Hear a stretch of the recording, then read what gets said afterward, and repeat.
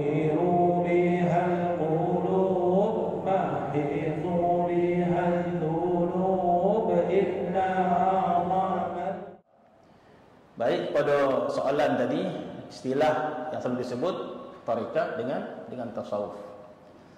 Adapun tasawuf, kemungkinan istilah tasawuf itu boleh diterima oleh semua orang. Sebab bila kita menyebut tentang tasawuf, pembicaraannya tentang hati. Tidak ada seorang pun boleh menolak bahawa tazkiyatun nafas ataupun pembersihan jiwa, pembersihan hati daripada sifat-sifat mazmumah, membersihkan hati daripada riya, ujub, takabur.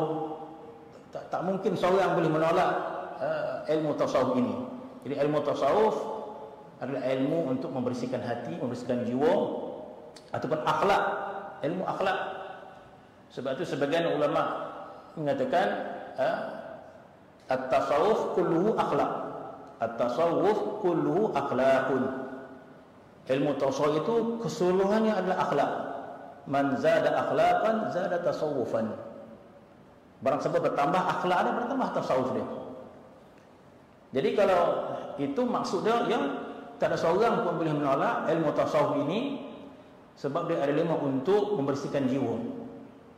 Ilmu untuk membersihkan jiwa kita, menjalinkan hubungan dengan sama manusia, hubungan membersihkan jiwa kita untuk membaiki hubungan kita dengan Allah Subhanahu wa taala. Maka tidak mungkin seorang menolak ilmu tasawuf dengan arti kata yang sebegini. Ilmu tasawuf itu ilmu akhlak, dan Nabi kita sallallahu alaihi wasallam menyebut innama bu'ithu liutammima makarimal akhlak. Sehingga Nabi simpulkan dakwah dia itu, walaupun dakwah Nabi ni pelbagai, mengajar salat, mengajar haji, mengajar puasa, tapi yang paling penting Nabi itu diutuskan adalah kerana akhlak. Innama bu'ithu liutammima makarimal akhlak. Maka jadilah atas saja ilmu yang sangat penting dan tak ada seorang pun yang boleh menolak. Ada pun tarekat adalah satu ilmu yang tak boleh juga kita tolak, sebab tarekat ini adalah satu madrasah yang mana di dalamnya adalah suatu pembelajaran, satu pengajian seorang murid dengan guru. Bermaksud tarekat itu adalah seorang murid berguru dengan seorang guru untuk mempelajari makna akhlak. Jadi tasawuf adalah ilmu untuk kita menyucikan akhlak kita. Adapun tarekat adalah kita belajar dari seorang guru untuk memahami makna akhlak itu dengan makna yang sebenar. Apakah perlu akhlak ini dipelajari daripada seseorang untuk kita mendapat akhlak yang sebenar?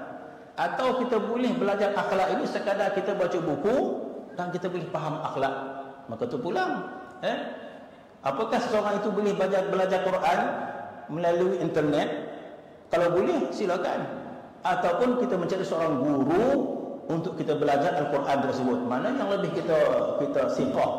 Mana yang lebih kita rasa yakin?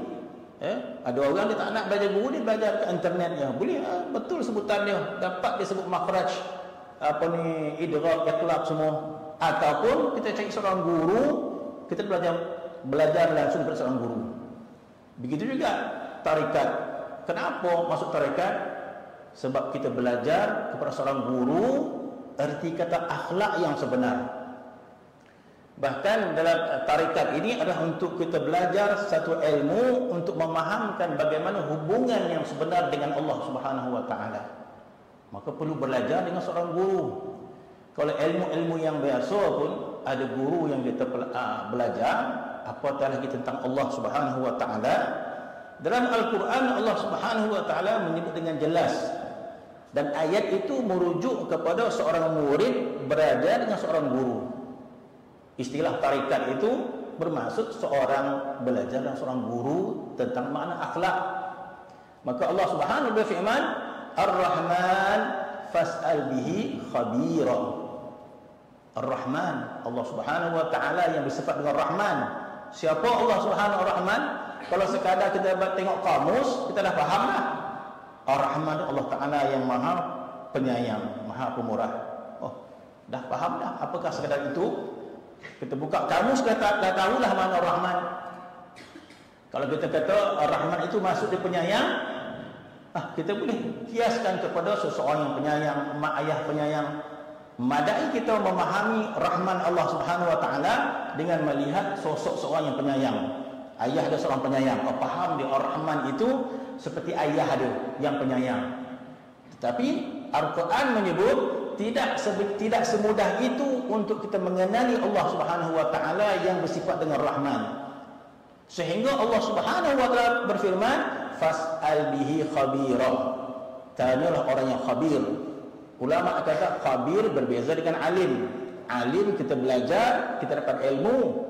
Adapun khabir, orang itu punya pengalaman selok belok untuk mentazkiyah diri seseorang.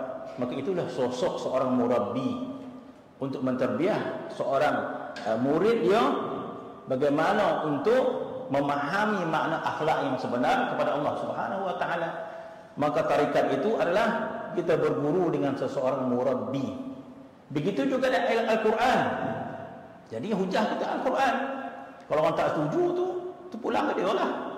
Kita Quran, kita hujah dan kita memahami Quran dengan cara sebegitu yang dipahamkan oleh para ulama.